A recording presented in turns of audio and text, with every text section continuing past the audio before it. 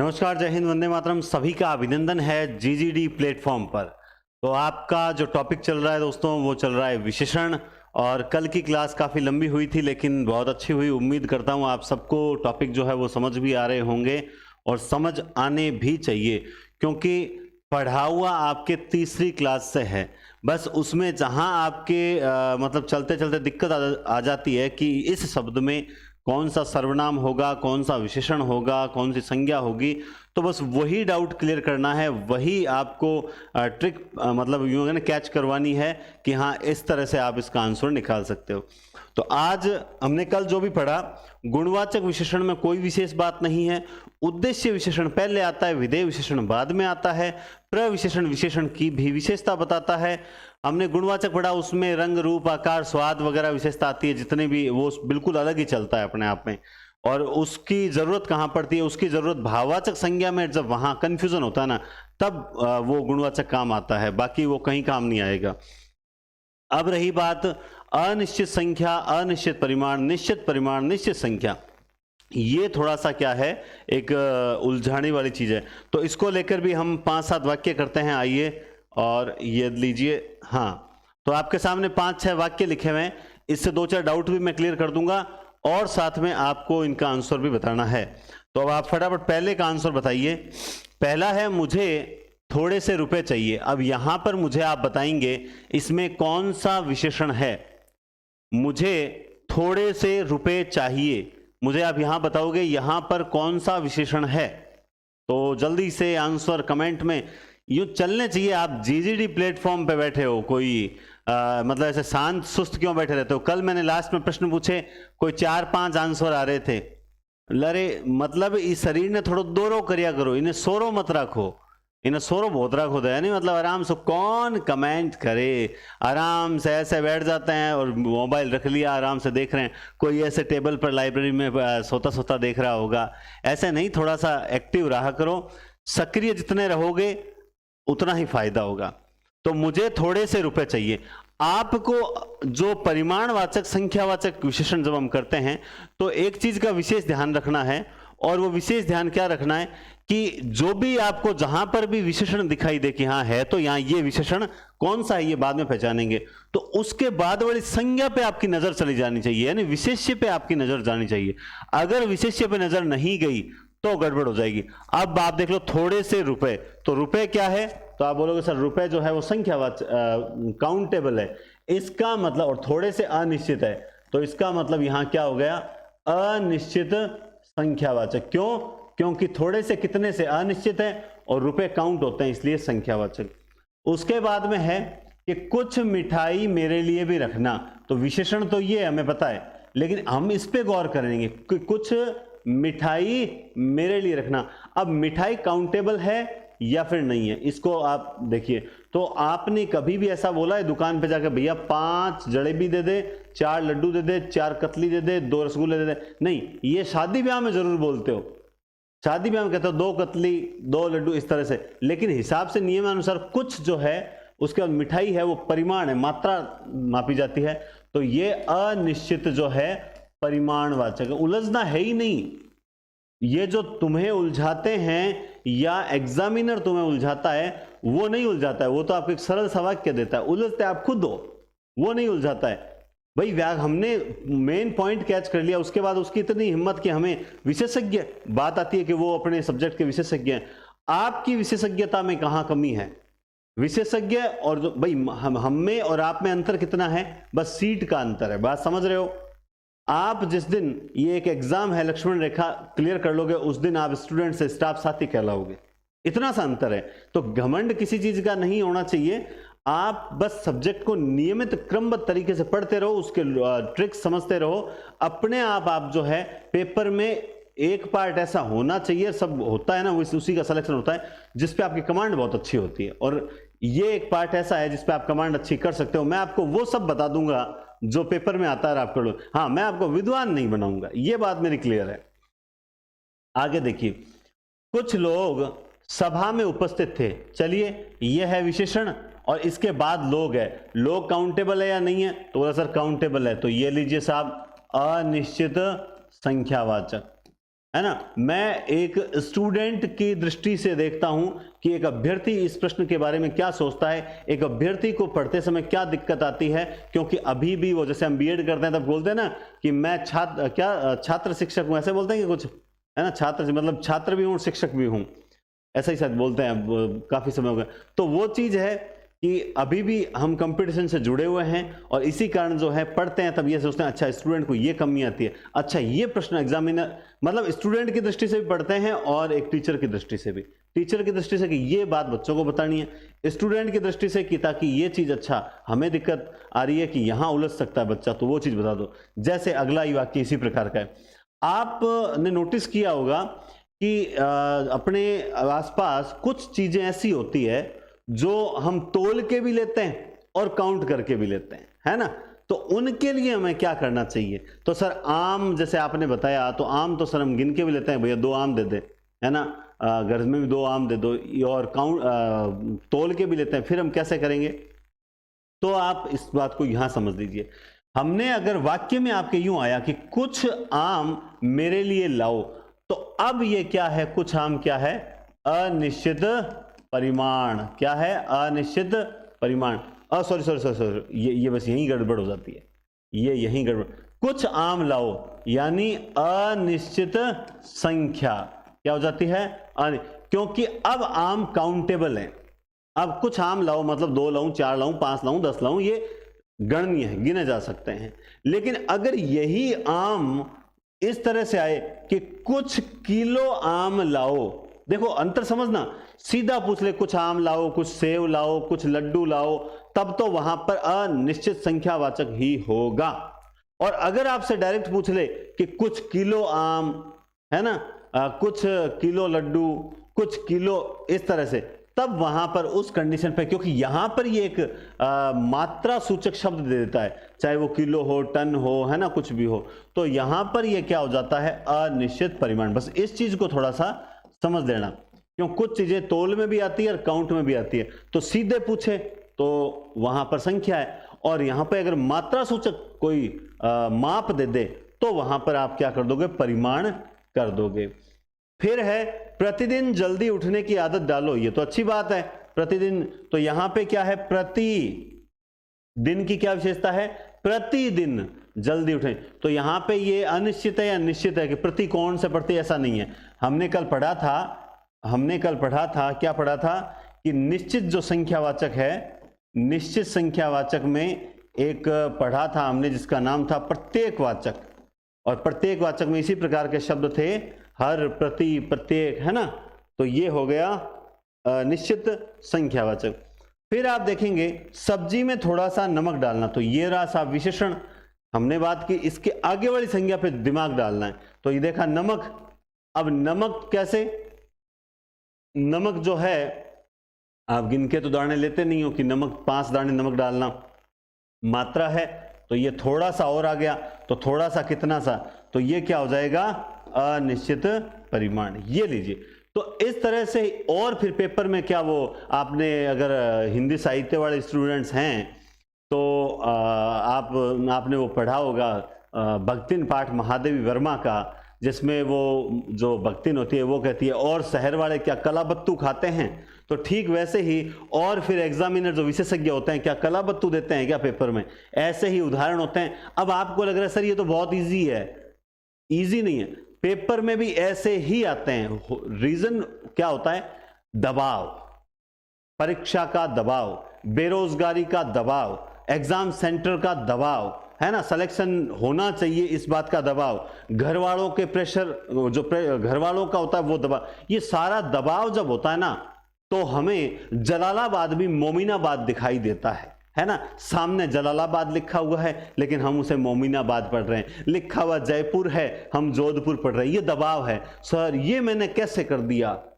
है ना, और बाहर आके देखते अल्ले, ओ तो गलत हुई, तो बाहर आते ही सिर्फ बचती है अल्ले, और फिर अल्ले का कुछ नहीं बचता, अंदर 2.66 का जो है आपका हैप्पी बर्थडे हो चुका है और पूरा केक कट चुका है 2.66 नंबर का।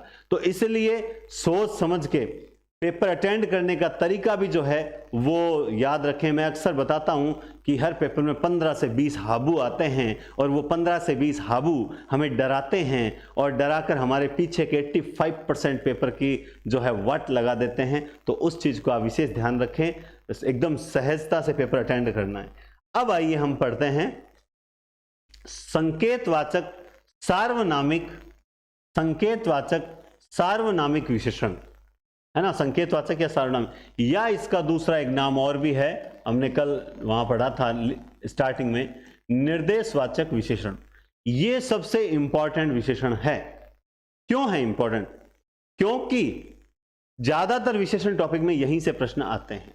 अब सार्वनामिक विशेषण, इसका नाम ही क्या है? सार्वनामिक, यानी वे सर्वनाम जो संज्ञा से पूर्व प्रयुक्त होकर उसी संज्ञा की ओर संकेत करते हैं, इशारा करते हैं, निर्देश करते हैं, सार्वनामिक विशेषण कहलाते हैं। वे सर्वनाम शब्द जो विशेषण के रूप में किसी संज्ञा या सर्वनाम की विशेषता बतलाते हैं, उन्हें संकेतवाचक सार्वनामिक विशेषण कहा जाता है।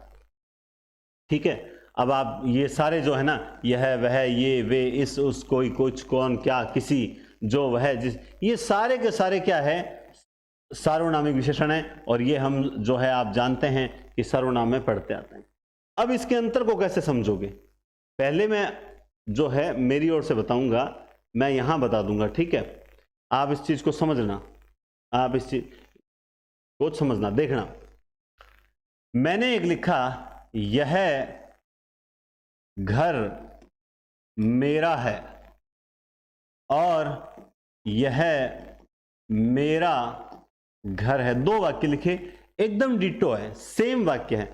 यह घर मेरा है और यह मेरा घर है, भाव में कोई अंतर नहीं। आप नोटिस कीजिए, एक चीज आप विशेष याद रख लेना, अगर किसी सर्वनाम के तुरंत बाद संज्ञा है तो ही उस पर विचार करेंगे। अगर किसी सर्वनाम के बाद संज्ञा नहीं है तो फिर 100% वहां कोई विचार नहीं करना, वो सर्वनाम ही होगा। तो पहले तो ये देखना है कि सर्वनाम के बाद संज्ञा है या नहीं है तो उस पर हम विचार करेंगे। तो पहले हमने देखा ये सर्वनाम है और ये सर्वनाम है, यह सर्वनाम है।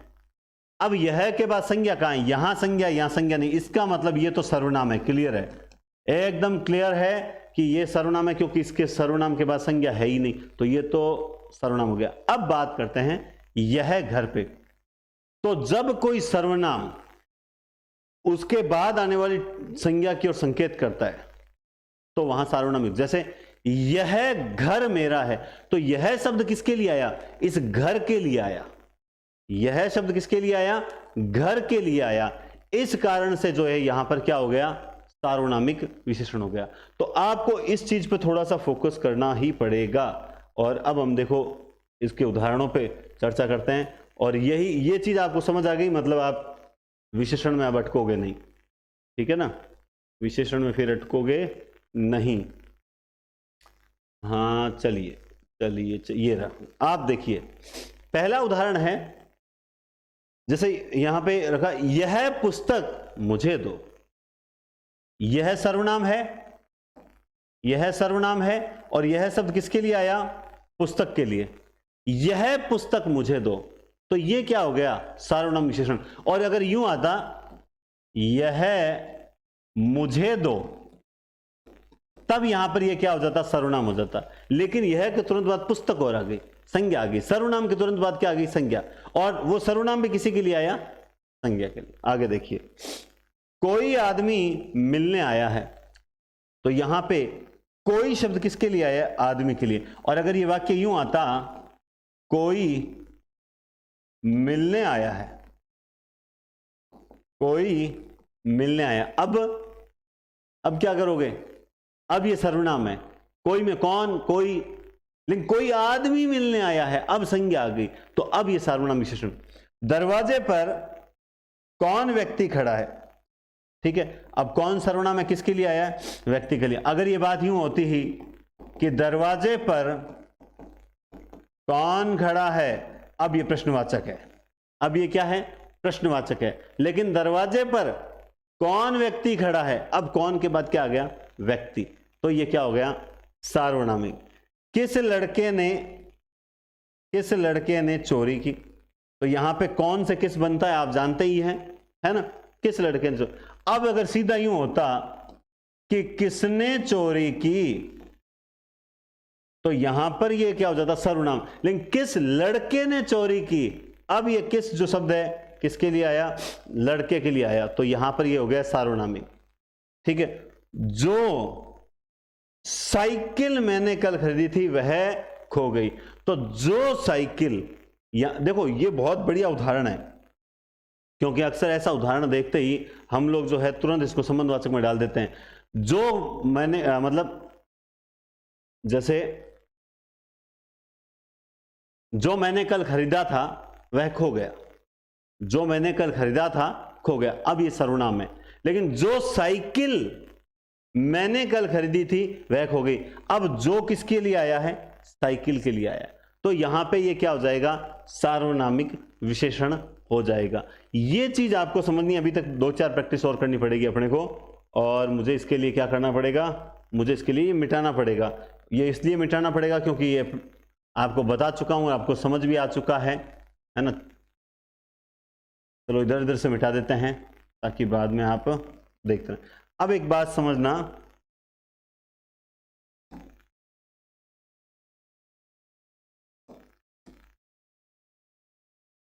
हाँ देखो, ये बाल काले हैं और ये काले बाल हैं, दोनों वाक्य सेम हैं। ये बाल काले हैं और ये काले बाल हैं। अब सार्वनामिक विशेषण आपसे पूछा जाए तो आप किस में बताओगे, मुझे बताओ। तो आप कहोगे सर देखो ये दोनों ही सर्वनाम है, लेकिन एक के बाद विशेषण है और एक के बाद संज्ञा है। तो हमने अभी बात की थी कि जब सर्वनाम के बाद संज्ञा नहीं हो तो उस पर विचार करना नहीं है, वो तो क्या हो जाएगा, सार्वनामिक विशेषण हो जाएगा। क्या हो जाएगा, सॉरी सर्वनाम हो जाएगा। सर आज ऊंदा किया बोलो, आज वो तो हो जाएगा सर्वनाम। तो फिर विशेषण किसमें है, ये बात यहां पर है सार्वनामिक विशेषण। जैसे और देखो, यह अभी छपी हुई पुस्तक है, ठीक है, और यह पुस्तक अभी छपी हुई है। अब देख लीजिए, यह अभी छपी हुई पुस्तक है, यह पुस्तक अभी छपी हुई है, किसमें सार्वनामिक करोगे, तो आप कहोगे सर यहां भी सर्वनाम यहां भी सर, लेकिन इसके बाद संज्ञा नहीं है, इसका मतलब ये तो कंफर्म है सर्वनाम है, ये तो कंफर्म है सर्वनाम है। लेकिन यह पुस्तक, अब ये क्या हो गया, सार्वनामिक विशेषण हो गया। ये क्या हो गया, सार्वनामिक विशेषण। और उदाहरण देखिए, हमने कहा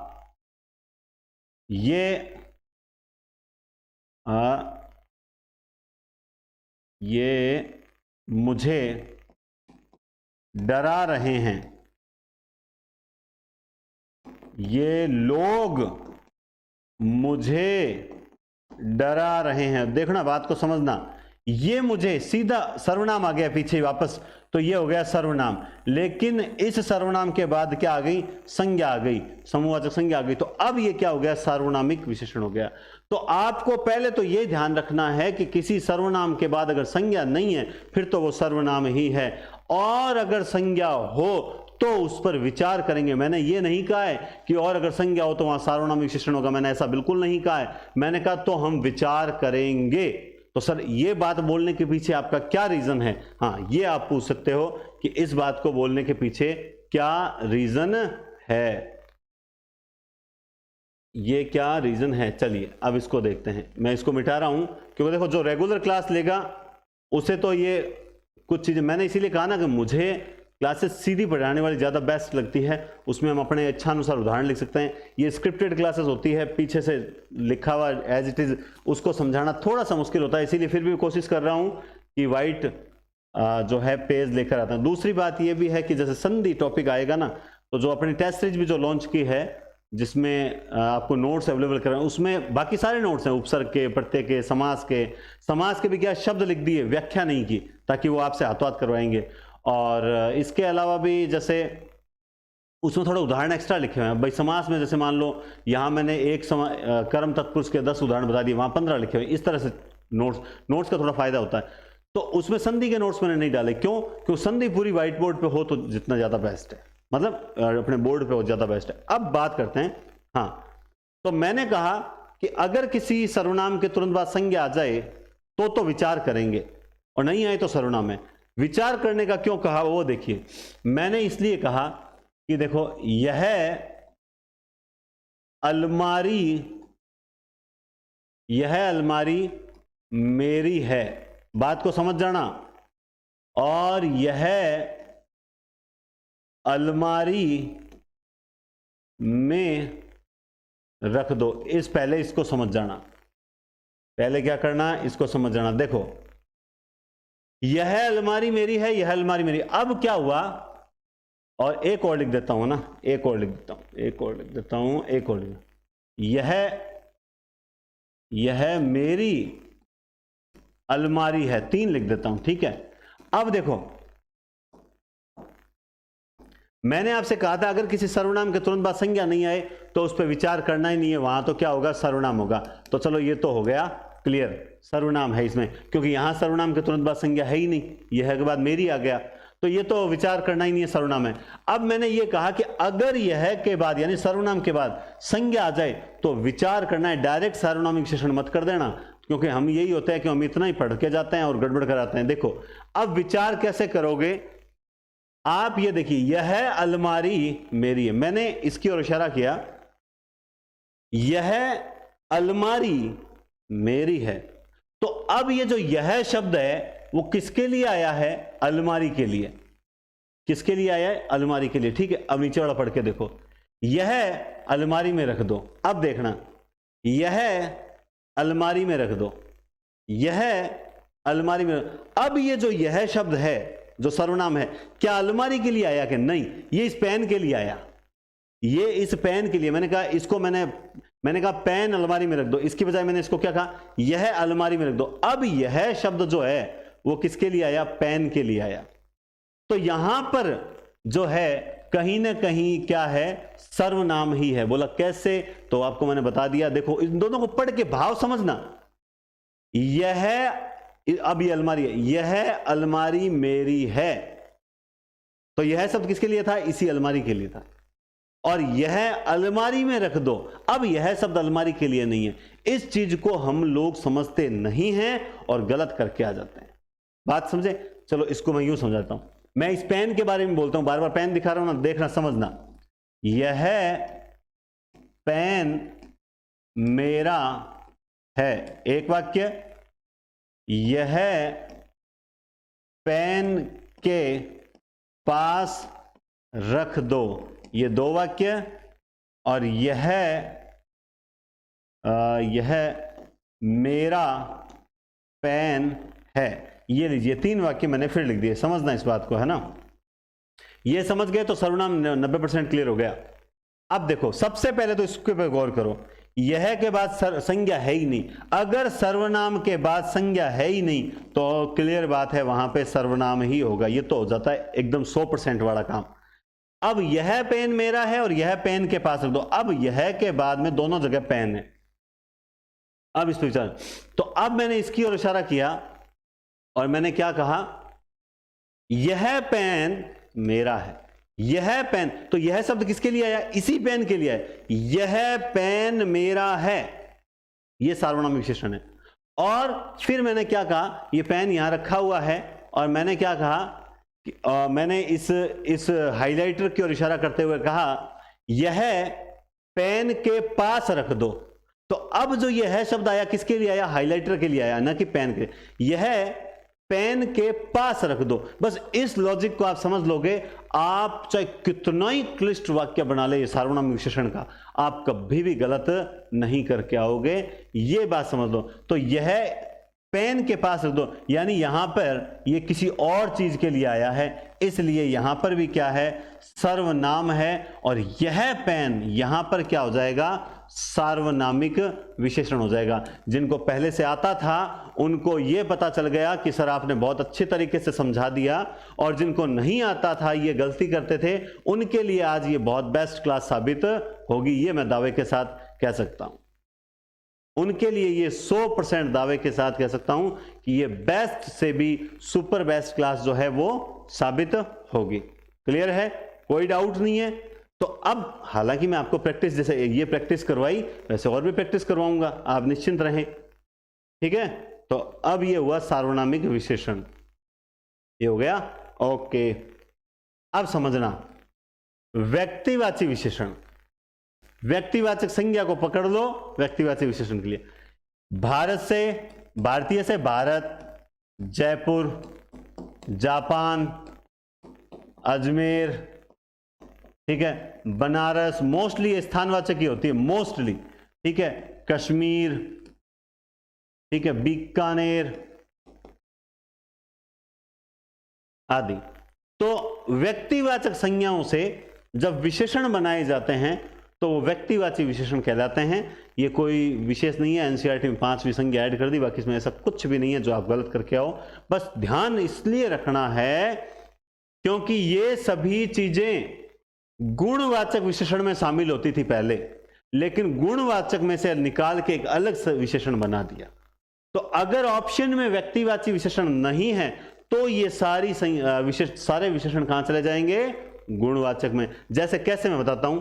जैसे आपने उत्तर, उत्तर भी तो संज्ञा ही है, उत्तर भी संज्ञा। जैसे दिशा, एक दिशा विशेष, उत्तर, दक्षिण, पूर्व, पश्चिम, और उत्तर से क्या बनाया था हमने, उत्तरी बनाया था ना गुणवाचक में, उत्तरी, दक्षिणी, पश्चिमी हवाएं, तो ये उत्तरी, तो वो भी तो गुणवाचक में। तो ये व्यक्तिवाची विशेषण गुणवाचक का ही एक पार्ट है।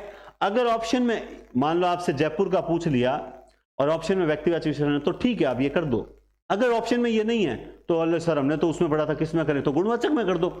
टेंशन लेने का ही नहीं है ना। एग्जामिनर को टेंशन होना चाहिए कि यार प्रश्न तो बहुत जबरदस्त दिया था फिर भी बच्चों ने हल कर दिया, है ना, ऐसा रहना चाहिए।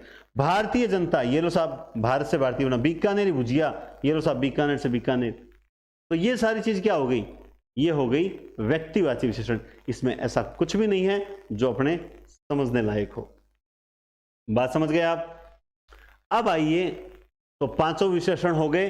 अब हम पढ़ेंगे विशेषण की अवस्थाएं, है ना।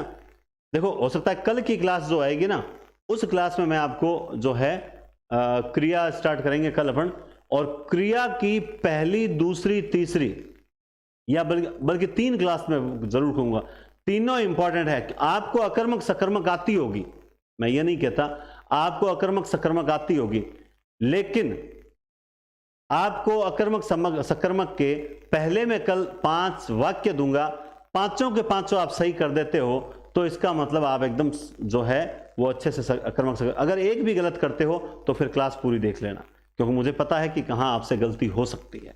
तो क्रिया की इंपॉर्टेंट है क्लासें, और कोशिश कीजिए कि आधा पौन घंटा जो है ये आप दोपहर में निकालें। जहां तक हमारा प्रयास भी यही है कि आपको 2 बजे क्लास मिल जाए, लेकिन कई बार देखो लाइट की प्रॉब्लम आ जाती है, कई बार एक कुछ अचानक से कोई ऐसी प्रॉब्लम्स आ जाती है कि उस कारण से क्या होता है कि या तो हम क्लास जैसी भी हो अपलोड कर दें, और या ये होता है कि क्लास में कुछ थोड़ा दम डालें, कुछ ऐसी चीज डालें जिससे सामने वाला कहेगा सर वाह सर मजा आ गया, और ये मजा मैं पूरे हिंदुस्तान को देना चाहता हूं, है ना। तो इसे अदर में मत लेना, हास्य है, ठीक है। तो आप समझ रहे हो, इसलिए क्लास को हम कई बार क्या करते हैं, रिकॉर्ड होने के बाद भी एक बार हटा देते हैं कि नहीं इसको दोबारा रिकॉर्ड करेंगे। ये क्यों करते हैं, क्योंकि हम भी चाहते हैं कि आपको बेस्ट कंटेंट के साथ और ट्रिक के साथ क्लास मिले। तो आइए विशेषण की अवस्थाएं। तो पहला क्वेश्चन मिलता है कि विशेषण की अवस्थाएं कितनी होती है, 3 होती है, मूलावस्था, उत्तरावस्था और उत्तमावस्था। और आपने अंग्रेजी में डिग्री पढ़ी होगी, है ना, एक तरह से वही है। विशेषणों की तुलना के आधार पर 3 अवस्थाएं होती है। मूलावस्था, इसको याद करने का मैं तो देखो हर चीज की ट्रिक रखता हूं, ट्रिक नहीं, मैं एक लिंक रखता हूं, एक लिंक रखता हूं। मूलावस्था यानी गुणवाचक विशेषण, किसी भी व्यक्ति वस्तु की सीधी सी विशेषता है, ये हरा है, ये पीला है, ये काला है, ये लाल है, ये लंबा है, ये चपटा है, ये गहरा है, ये सारी गुणवाचक, ईमानदार है, बेईमान है, सुंदर है, भद्दा है, सारी की सारी क्या होती है, वो मूलावस्था होती है। यानी उसकी मूल अवस्था सुंदर है, अच्छा है, प्रिय है, बलवान है, गुणवाचक विशेषण सारे किसमें आ जाएंगे, मूलावस्था। फिर बात करते हैं उत्तरावस्था। उत्तरावस्था में आपको एक ही ध्यान रखना है कि एक से तुलना, किससे तुलना, किसी एक से श्रेष्ठ है। मोहन सुरेश से तेज है, तो एक से तुलना हो गई। इसमें दो व्यक्तियों की विशेषताओं की तुलना होती है और उसमें से, जैसे आप देखोगे अभी, राम श्याम से होशियार है, तुलना करेंगे तो ऑब्वियसली से लगाएंगे, उससे, उनसे, है ना, से लगाएंगे, से अधिक बलवान है। तो जब आपको एक व्यक्ति से श्रेष्ठ बताया जाता है तब उत्तरावस्था होती है। धीरज संजय से अधिक होशियार है, तो ये क्या है, उत्तरावस्था है। ठीक है, यहां कोई ऐसी दिक्कत वाली बात नहीं। अब अवसर उसमें उत्तरोत्तर आता है, मतलब जैसे श्रेष्ठ, श्रेष्ठतर, श्रेष्ठतम, तो वो आगे थोड़ा बहुत लिखा हुआ है।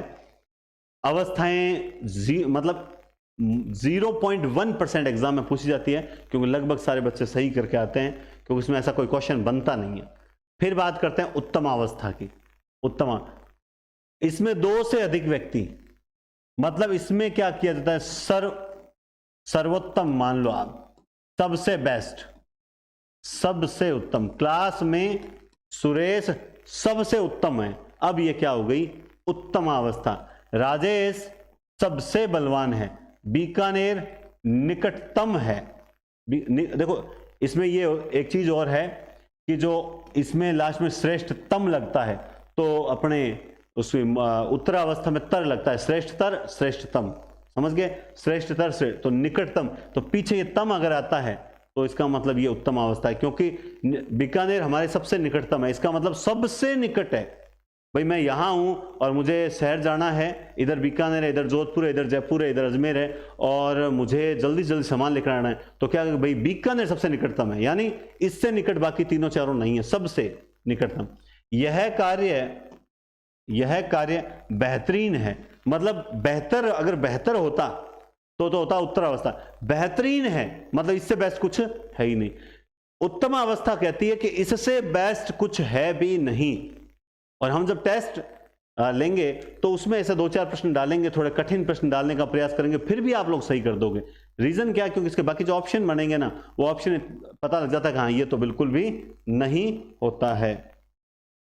ठीक है, अब बात आती है विशेषणों की रचना की। ये फिर इंपॉर्टेंट आ गई। जैसे भाववाचक संज्ञाओं का निर्माण किया था, वैसे ही विशेषणों की रचना। कुछ शब्द मूल रूप से विशेषण होते हैं कि नहीं, मूल रूप से विशेषण, यानी वो जन्मजात विशेषण होते हैं, और कुछ शब्दों के में उपसर्ग या प्रत्यय लगाकर विशेषण बनाए जाते हैं। तो हम देखेंगे कि ये बनते कैसे हैं। तो ये संज्ञा से बनते हैं, ये सर्वनाम से बनते हैं, ये क्रियाओं से बनते हैं, ये अव्यय से बनते हैं। तो 4 प्रकार से ये बनेंगे। जैसे आप देखना, अंत में संज्ञा होती है, अंत, आदि, अंत, ये संज्ञाएं हैं। लेकिन अंत से हमने क्या बना लिया, अंतिम, अंत से अंतिम, है ना। अब एक बात नोटिस करना, वही बात आ जाएगी, किसी को संज्ञा और सर्व विशेषण में अंतर पता नहीं चलता, तो वो यहां समझे। मैंने कहा यह भारत का अंत छोर है और यह भारत का अंतिम छोर है। कौन सा सेट बैठा, बताओ कौन सा सेट बैठा। हाँ मैं सुन रहा हूं आपकी आवाज, कमेंट से आपकी आवाज आएगी, टिक टिक टिक करके आप कमेंट करोगे तो आवाज आएगी आपकी। लेकिन मुझे पता है, मैं कमेंट रोज देखता हूं, मैं देखता हूं कि कितने आलसी लोग हैं यहां पर। है क्या आलसी? है, बिल्कुल है। ये जो एक्स्ट्रा चीजें पूछते हैं ना, इससे क्या होता है, हाँ आप व्यर्थ के कमेंट्स बिल्कुल ना करें, लेकिन बीच बीच में करें। बीच बीच में देखता हूं कि कमेंट स्पीड से चलने चाहिए, ताकि एक्टिव, आप आईपीएल चल रहा है अभी, आप नोटिस नहीं करते, कमेंटेटरी होती है तो उसमें बोलते हैं कि ये इस मैच का एक्टिव कैच है, इस मैच का एक्टिव कैच है। तो एक्टिव कैच मतलब एकदम से स्पीड से बोला और कैच कर लिया, एक ऊपर से आती है, संभलने का मौका मिलता है, बैलेंस बनाने का मौका मिलता है। तो एक्टिव कैच, तो ऐसे एक्टिव क्लास होनी चाहिए। तो आप कहोगे यह भारत का अंतिम छोर है, ये सेट बैठ गया सर। अंत छोर सेट नहीं बैठा। क्यों नहीं बैठा? क्योंकि छोर यानी बिंदु और अंत, ये दोनों ही संज्ञा के साथ सेट बैठेगी नहीं। अंतिम सेट इसलिए बैठा क्योंकि अंतिम विशेषण है, तो इसलिए जो सेट बैठता है वो विशेषण होता है।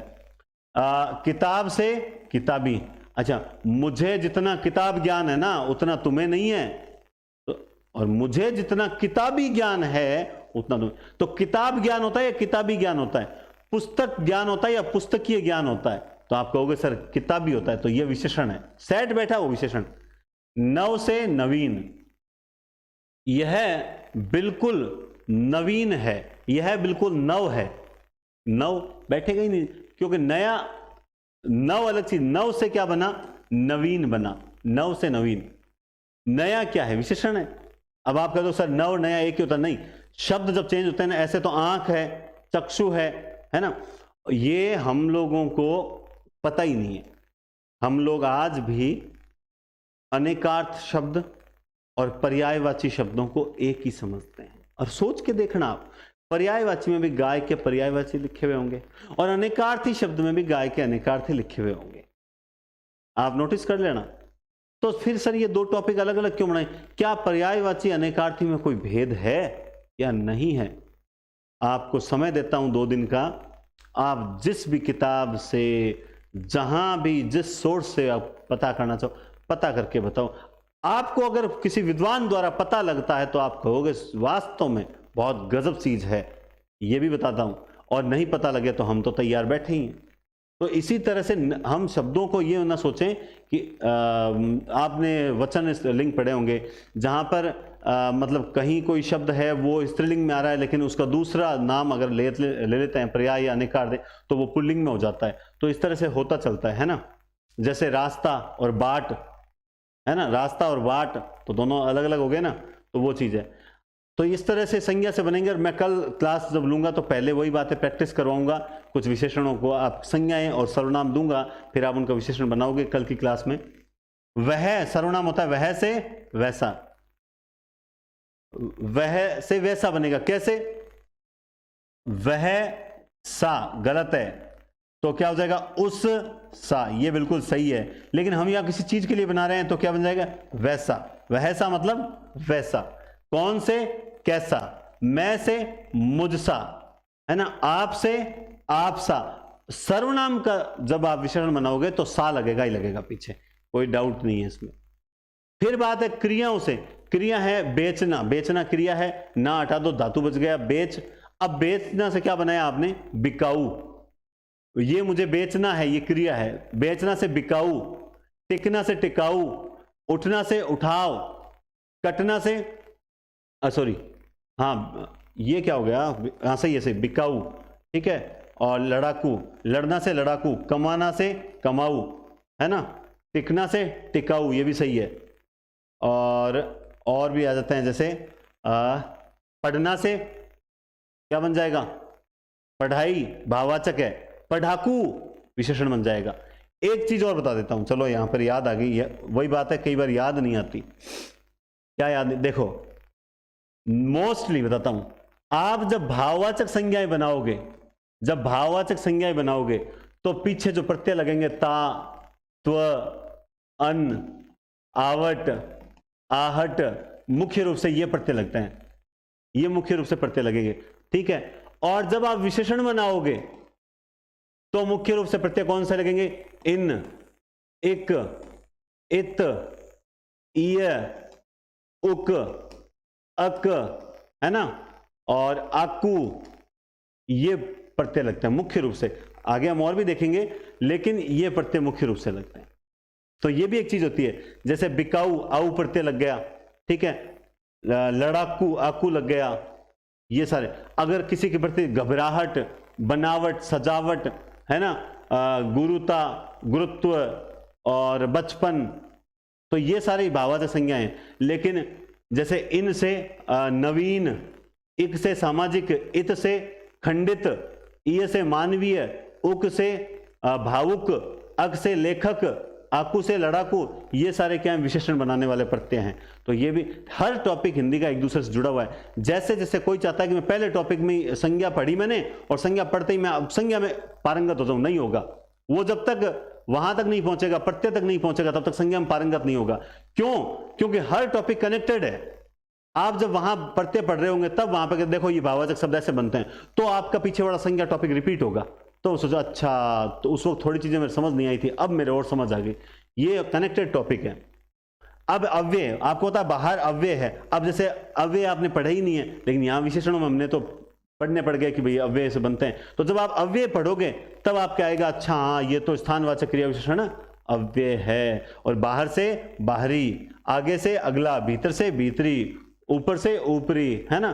तो ये अव्यय से बनने वाले विशेषण है। हर टॉपिक कनेक्टेड है, पढ़ते जाओगे तो आनंद आता जाएगा। और ये हमने पढ़ ही लिया, और उसके बाद में जो है हमारी क्लास, आज की विशेषण की जो क्लास है वो संपन्न होती है। 70% हमेशा टॉपिक क्लियर करवाते समय होता है, 30% जब उन टॉपिक का टेस्ट होता है, तब मूल्यांकन होता है, तब पता चलता है कि किस टाइप से क्वेश्चन आएगा। और क्वेश्चन से ज्यादा इंपॉर्टेंट होते हैं ऑप्शन, क्योंकि कई बार भी फर्स्ट ग्रेड का पेपर हुआ था पीछे, उस फर्स्ट ग्रेड के पेपर में जैसे एक मुझे दो एक प्रश्न याद हैं, उनमें से एक प्रश्न था जिसमें जो साधारणीकरण सिद्धांत और भट्ट लोलट भट्टनायक और उनके संकुक, इनके बारे में पूछा। तो उसमें क्या हुआ कि बाकी तीन जो थे वो कोर्स में ही नहीं थे, वो ऑप्शन थे, और कोर्स में जो था वो एक ही ऑप्शन में था। पता लग गया कि तीन तो कोर्स में ही नहीं है, ऑप्शन ऑलरेडी होगा। इसके अलावा एक पंक्ति देकर पूछा था कि ये पंक्ति बालकांड की है, सुंदरकांड की है, किसकी है, तो भी वहां पर ये पता था कि जब बाकी सुंदरकांड, अयोध्या कांड तो हमारे कोर्स में ही नहीं है, जब कोर्स में ये बालकांड है तो फिर दूसरे की पंक्ति कैसे हो सकती है। तो और ऑप्शन ढंग के होना तो आनंद जरूर आता है। तो आज हो सकता है हिंदी साहित्य क्लास लेने के हमारे पूरा विचार है, क्योंकि देखो अभी कुछ समस्याएं चल रही थी, इस कारण से क्लास नहीं हो पा रही थी, तो विचार पूरा है। और साहित्य की भी 34-35 क्लास हो चुकी है। सेकेंड ग्रेड फर्स्ट ग्रेड की तैयारी कर रहे हो तो वो क्लासेज नियमित लेवें, जरूर लेवें, फायदा मिलेगा। और जब तक वैकेंसी आएगी तब तक एक बार फर्स्ट ग्रेड का सारा कोर्स भी हो जाएगा। पूरा कोर्स निःशुल्क होगा हिंदी साहित्य का। एनडीसी क्लासेज जो अपना चैनल है एनडीसी क्लासेस, उस पर पूरा कोर्स निःशुल्क होगा, ये आप निश्चिंत रहें। जैसे कई बच्चे मैसेज करते हैं सर आप सेकंड ग्रेड पूरा करवाओगे क्या? आधा कैसे करवाते हैं भाई, आधा मैंने तो कभी सुना नहीं। करवाते होंगे, मैं तो पूरा ही करवाऊंगा, संपूर्ण मतलब संपूर्ण, उसमें A to Z चीज करवाऊंगा। हाँ कुछ टॉपिक अलग तरीके से होंगे, कुछ टॉपिक अलग तरीके से होंगे, ठीक है ना। कुछ मैं लिख के करवाऊंगा, कुछ स्क्रिप्ट डायरेक्ट पढ़ के समझा के करवाएंगे, तो वो एक अलग मैटर होगा, ठीक है। और बाकी तो बताने की जरूरत नहीं है, आप सब रेगुलर क्लास ले रहे हो, ठीक है। तो बहुत बहुत धन्यवाद, टेक केयर, कल मिलते हैं ठीक किसी समय दोपहर 2 बजे।